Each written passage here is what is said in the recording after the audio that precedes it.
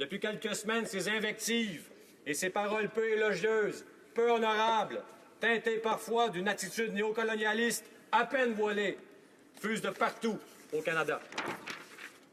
Pourtant, parce que le Québec a encore une fois exprimé ce qu'il voulait, clairement, il a exprimé aussi ce qu'il ne voulait plus. La réponse du Canada, « Drink our oil and shut up ».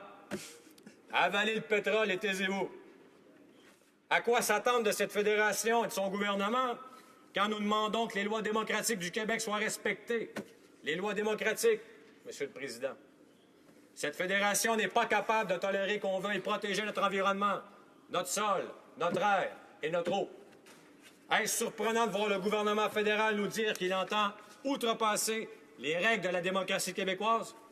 Non, Monsieur le Président.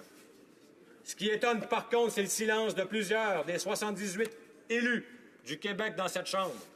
C'est décevant de voir que certains élus du Québec se font les trompettes de l'Empire pétrolier de l'Ouest au lieu de se tenir debout pour leurs électeurs d'abord, leur ville, leur communauté, mais surtout pour leur propre nation. Essentiellement, je demande au gouvernement de faire ce qui est juste. C'est pour cela que je demande à nouveau qu'il se retire du recours judiciaire orchestré par des sbires du mouvement partitionniste. Je ne suis pas dupe, Monsieur le Président. Je ne m'attends pas à grand-chose. Mais c'est pour ça que je suis indépendantiste, Monsieur le Président. Et c'est pour ça qu'il y a des millions de Québécois et de Québécoises qui le sont également et qui veulent le pays, et je vous garantis qu'on l'aura. Plus le temps passe, plus on s'entend à voir que le Canada n'est pas le pays des Québécois. L'Amérique du Nord française, en entier, se retrouve plus que jamais devant la perspective du néant parce que le Québec n'est pas respecté par cette Chambre, Monsieur le Président. Parce que le seul État francophone d'Amérique du Nord est diminué systématiquement par la majorité canadienne et parfois par sa Cour suprême qui penche souvent du même côté. What does Quebec want, Monsieur le Président? La question est inutile.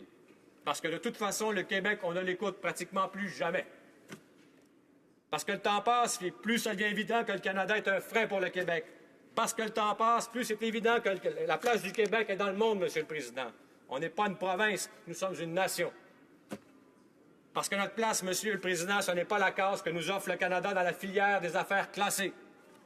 Parce que nous sommes la nation québécoise, et croyez-moi, notre voix forte et démocratique, on va l'entendre encore très longtemps, Monsieur le Président. Je vous remercie.